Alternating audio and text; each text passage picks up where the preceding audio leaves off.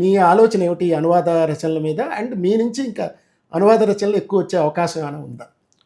జనరల్గా మనకి భాష ఏదైనప్పటికీ కూడా మనకు ఒక వస్తువు అంటే మనం ఏదైతే రాస్తున్నామో దానికి రిలవెంట్గా ఒక వస్తువు వేరే భాషలో తారసపడినప్పుడు ఖచ్చితంగా దాన్ని మన భాషకి సంబంధం ఉన్న వ్యక్తులతో దాన్ని పంచుకోవాలని ఖచ్చితంగా మనకు అనిపిస్తుంది. అలా కొన్ని కవితలకు సంబంధించి అనువాదాలు చేసినప్పుడు అలాంటి అభిప్రాయం నాకు ఏర్పాటు చేసినవే ఈ పుస్తకంలో పొందుపరిచింది. అంటే ఈ అనువాద కవితలు కూడా దీంట్లో 5 పెట్టాం, కానీ నేను అనువాదాలు చేసినవి దగ్గర ఒక 20-30 ఉండొచ్చు. పబ్లిష్ అవ్వాలి. పబ్లిష్ అంటే అది సపరేట్ తెస్తే తేవచ్చు, అది వేరు. కానీ దాంట్లో ఒక 5 ఇక్కడ సందర్భోచితంగా ఉంటాయనే దీంట్లో పెట్టడం జరిగింది. ఒకటి ఏమిటంటే భాష, ఇందాక చెప్పుకున్నట్టే భాష ఏదైనప్పటికీ దాంట్లో ఉన్న విషయం ఏమిటి, అది విషయం మనకు రిలవెంట్గా మనం చెప్తున్న విషయానికి దగ్గరగా ఉన్న ఇదైతే దాన్ని ఖచ్చితంగా మనం అనువాదం చేసి మన ప్రాంతీయం లేదా మన భాషకు సంబంధించిన వ్యక్తులకి అందించాల్సిన అవసరం ఉంటుంది. అలాగే ఈ కర్వాకులో చూసుకుంటే అనువాద కవితల్లో ఒక చిన్న కవిత చైనా పోయిట్కి సంబంధించిన ఒక కవిత ఉంటుంది. అది ఎంత చక్కగా ఉంటుందంటే ఇంటెన్సిటీ ఆఫ్ లేబర్కి సంబంధించి, అంటే రోజు రోజుకి శ్రమ తీవ్రత ఎంత పెరిగిపోతుందని చెప్పడానికి. ఉదాహరణకి ఈ సాఫ్ట్వేర్ కంపెనీల్లోని లేకపోతే యాపిల్ ఫోన్ కంపెనీల్లో పనిచేస్తున్న వాళ్ళు రెస్ట్లెస్నెస్ ఎలా ఉంటుంది, అంటే వాళ్ళ చావు కూడా ఎంత సింపుల్గా, అంటే ఏదో ఒక స్క్రూ రాలిపోయినట్టు ఉంటుంది. అంటే ఆ స్క్రూ ఎలాగైతే ఒక మిషన్లోంచి రాలిపోద్దో, ఒక మేడ నుంచి సూసైడ్ చేసుకున్న ఒక కార్మికుడి గురించి ఆయన జూలిజీ అని ఒక పోయట్ రాశాడు. ఆయన అది చైనా పోయట్. దాన్ని తెలుగులోకి నాకు అనువాదం చేయాలనిపించింది. చిన్న కవిత, మనం రాస్తున్న విషయాలకు దగ్గరగా ఉంది అని చెప్పేసి. ఆ శీర్షిక ఓ స్క్రూ నేల రాలింది. ఈ చీకటి రాత్రి ఒత్తిడిని తట్టుకోలేక టొంగుమని చప్పుడు చేస్తూ ఓ స్క్రూ నేల రాలింది. ఎవరూ పట్టించుకోలేదు.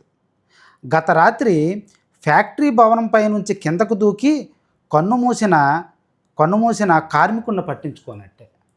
సింపుల్. అంటే ఒక బోల్ట్ లైఫు, ఆ పనిచేస్తున్న వర్కర్ లైఫ్ ఈక్వల్, రెండు సమానమే.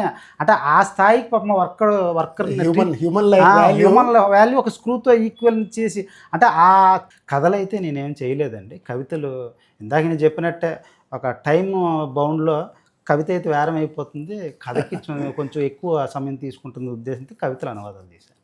గుడ్, మంచి వర్క్ అది. అది ఒకటి అభినందించదగ్గ మరో అంశం.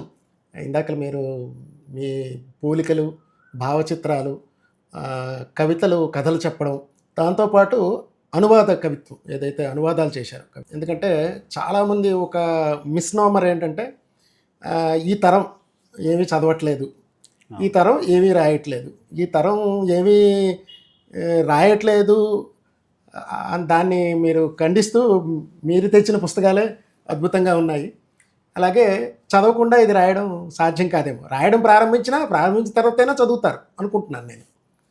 సో మీరు ఈ మధ్యకాలంలో చదివిన పుస్తకాలు ఏమున్నాయి, ఏది సజెస్ట్ చేస్తారు యువకులు? ముఖ్యంగా ఇది చదివితే బాగుంటుంది, నేను ఇది చదివాను.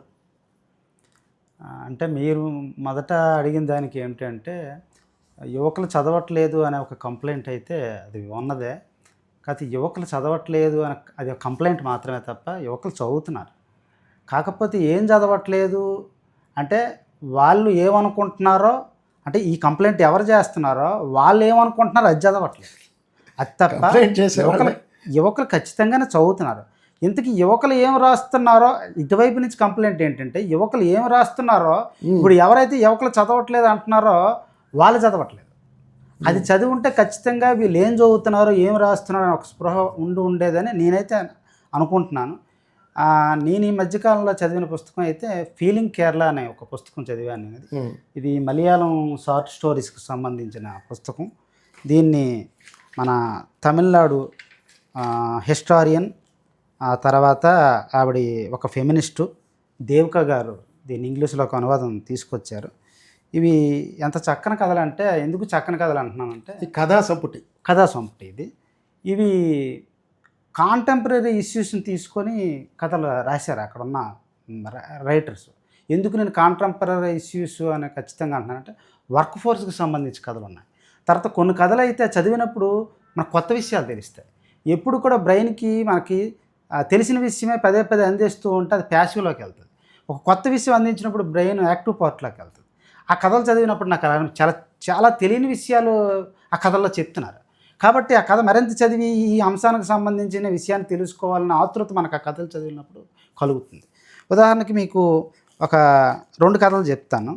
ఫస్ట్ కథ స్కై రాకెట్ అని ఒక కథ ఉంది. ఇది అసలు మలయాళం పేరైతే ఎలువానం. నేను కరెక్ట్గా అది ప్రొనౌన్స్ చేసాను లేదో నాకైతే తెలియదు.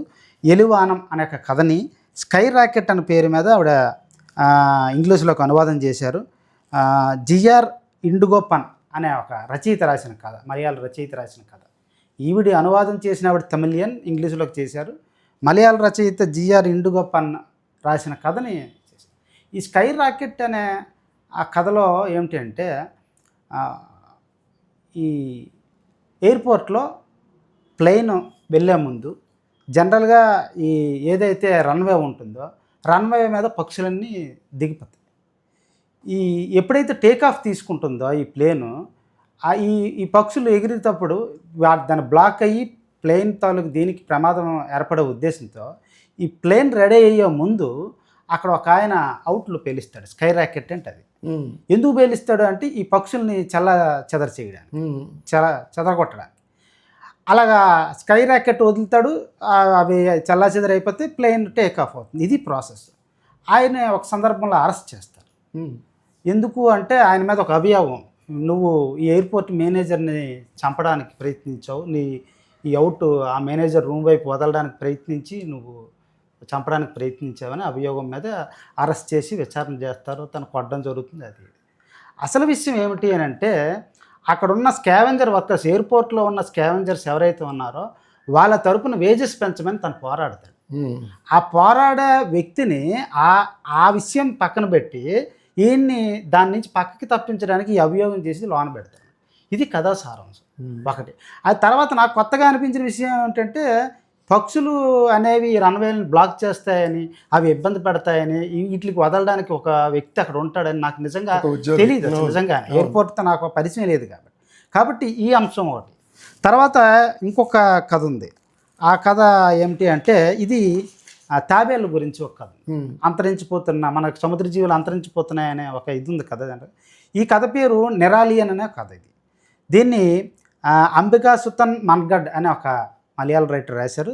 దాన్ని ఇప్పుడు ఇంగ్లీష్లోకి అనువాదం చేశారు. దీంట్లో ఒక 3 క్యారెక్టర్లు ఉంటాయి. అఖిలు, సుందరమణి, తర్వాత తన్ కొట్టన్ అని. ఈ సుందరమణి ఆవిడ లేడీ, తన్ కొట్టను ఆయన హస్బెండ్. ఈ అఖిల్ అనే అబ్బాయి ఒక రీసెర్చర్. ఈయన సముద్ర జీవులకు సంబంధించిన రీసెర్చ్ స్కాలర్. ఆయన ఈ ఏవైతే టర్టల్స్ ఉన్నాయో అవి అంతరించిపోతున్న దానికి కారణం ఏమిటి అనే దాన్ని రీసెర్చ్ చేయడం చేస్తున్నాడు.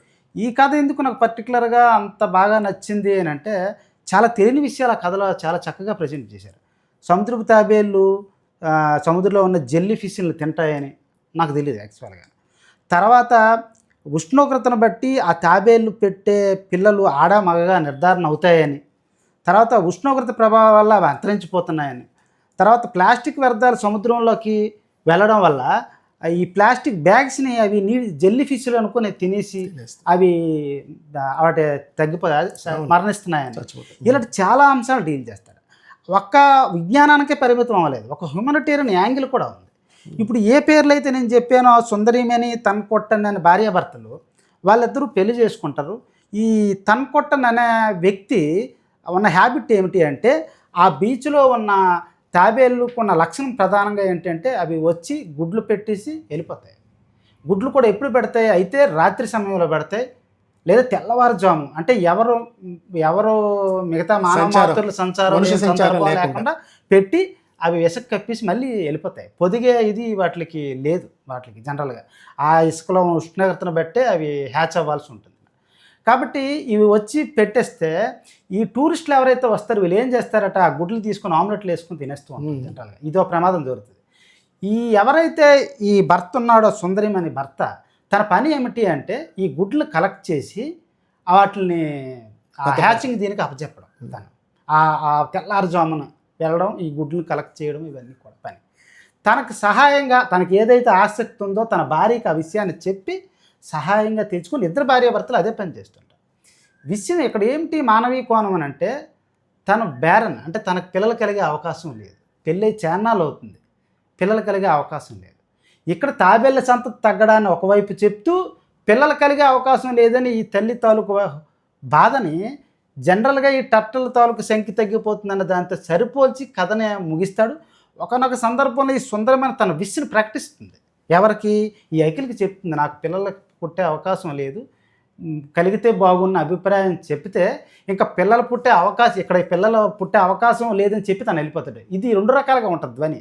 పిల్లలు పుట్టే అవకాశం లేదంటే టట్టల తాలూకు సంతతి ఇంకా కలగదు, దొరకదు, ఇక్కడ ఉండదు అని చెప్పడం ఒకటి, నీకు కలగరని రెండు కోణాల్లో ఆ సమాధానం ఇచ్చి తను వెళ్ళిపోవడంతో కథ ముగుస్తుంది. అంటే ఈ కథలు ఎందుకు చదవాలి ఇప్పుడు అంటే, ఒక కాంటెంపరీ ఒక కథ ఎలా రాయాలి, కథలో విజ్ఞానాన్ని ఎలా జోడించాలి, మానవీయ కోణాన్ని ఎలా జోడించాలి అంటే ఇప్పుడు చెప్పిన రెండో కథ బాగా తోడ్పడుతుంది. మొదటి కథకు సంబంధించి వర్కర్స్ బేస్డ్ మీద మన కథలు రావాలని చెప్పడం కోసం ఈ మొదటి కథ ఉపయోగపడుతుంది. కాబట్టి ఈ ఫీలింగ్ కేరళ అన్న పుస్తకం ఖచ్చితంగా చదవాల్సిందే. ఇది నేను ఈ మధ్యకాలంలో చదివిన పుస్తకం. అలాగే జిమ్ కార్బెట్కి సంబంధించిన రచనలు కూడా ఖచ్చితంగా చదవాలి. ఎందుకంటే జనరల్గా ఒక యంగేజ్లో ఉన్న వాళ్ళకి ఒక అడ్వెంచర్ ఇది ఉంటుంది, ఎమోషన్ ఉంటుంది. ఆ అడ్వెంచర్ ఎమోషన్ ఫుల్ఫిల్ చేయాలంటే జిమ్ కార్బెట్ని చదవాలి. తెలుగులో అయితే పతంజలి వేట కథలు చదవాలి, అల్లం శాసగిరి కథలు ఖచ్చితంగా చదవాల్సి ఉంటుంది. గుడ్, మంచిదే. అయితే మనం ఇవాళ రేపు ఇద్దరు కలుసుకొని మాట్లాడుకునేటప్పుడు యుద్ధం అనేది ఒక టాపిక్. యుద్ధం నిజానికి యుద్ధానికి విరామం లేదు. ప్రతి తరంలోనే కవులు యుద్ధం గురించి రాయాల్సిన పరిస్థితి వచ్చింది. యుద్ధానికి విరామం లేదు, ఎక్కడో అక్కడ యుద్ధం జరుగుతూనే ఉంటుంది. ఇప్పటికీ యుద్ధానికి స్పందించని కవి ఉండరు. మీరు కూడా స్పందించే ఉంటారని అనుకుంటున్నాను. సో యుద్ధం మీద కవిత ఏదైనా ఉంటే ఒకసారి అంటే ఇప్పుడు యుద్ధం గురించి అన్నారు కాబట్టి జనరల్గా అంటే నేను విన్నది ఏంటంటే, యుద్ధం అనేది రెండు శాంతుల మధ్య జరిగేది, లేదా అనుకుంటే శాంతి అనేది రెండు యుద్ధాల మధ్య వచ్చే విరామం అనేది నేను ఎక్కడో విన్నది. శాంతి అనేది రెండు యుద్ధాల మధ్య. తర్వాత రెండో విషయం ఏంటంటే, యుద్ధంకి ప్రత్యక్ష ప్రభావం పరోక్ష ప్రభావం ఖచ్చితంగా ఉంటుంది, ఎఫెక్ట్ అవ్వకుండా ఉండదు ప్రపంచం. ఎందుకంటే ఇప్పుడు అంతా గ్లోబలైజ్డ్ కాబట్టి, ప్రపంచం అంతా ఒక కుగ్రామంగా మారిపోయింది కాబట్టి, ఒకదాంతో ఒకటి ఇంటర్ కనెక్షన్ ఉంది కాబట్టి, ఏ మూలన ఏది జరిగినా అది ప్రపంచం అంతా దానికి ఎఫెక్ట్ అవుతుంది. ఇప్పుడు ఏదో విధంగా ఎక్కడో ఇరాన్ మీద జరుగుతున్న యుద్ధంకి ఈరోజు మనం గ్యాస్ తాలూకు ఇంపాక్ట్ మనం చూస్తున్నాం, స్కేర్సిటీ మనం చూస్తున్నాం. కాబట్టి అవ్వకుండా ఉండడం, కాకపోతే ఆ తీవ్రతలో తేడాలు మాత్రం ఖచ్చితంగా ఉంటాయి కదా. అంతే సంబంధించి ఖర్జూరం అనే కవిత మీరు అనేది గాజాకి సంబంధించి, అది గాజా అవ్వచ్చు ఏదో అవ్వచ్చు, యుద్ధం అనేది నిత్యం ఎక్కడో జరుగుతూనే ఉంటుంది ఖచ్చితంగా వాళ్ళ అవసరాలకు రీత్యా. కాబట్టి యుద్ధం మనకు నష్టం, కానీ యుద్ధం వల్ల లాభపడిన వర్గం కూడా ఉంటుంది ఖచ్చితంగా, దానికోసం వాళ్ళు యుద్ధాలు చేస్తారనే అభిప్రాయం.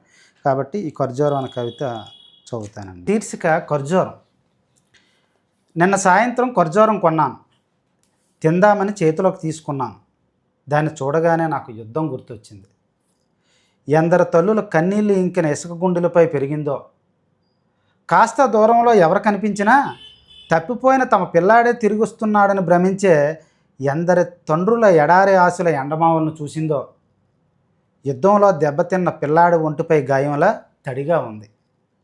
నోట్లో వేసి నమిలి తిన్నాక యుద్ధం నుండి తన భర్త క్షేమంగా తిరిగి వచ్చినట్టు ఓ సైనికుడు భార్య కన్న కలలా తియ్యగా ఉంది. తినేసి పిక్కన బయటకు ఊసినాక చూస్తే శత్రువుపై పేలడానికి సిద్ధంగా ఉన్న వీరుడి చేతిలో తోటలా అగుపించింది. ఇది యుద్ధానికి సంబంధించిన కవిత. గుడ్, థ్యాంక్స్ అండి. Thank you very much for your time. మీరు మరిన్ని కవితలు, కథల పుస్తకాలు ప్రచురించాలని కోరుకుంటున్నాను. Thank you.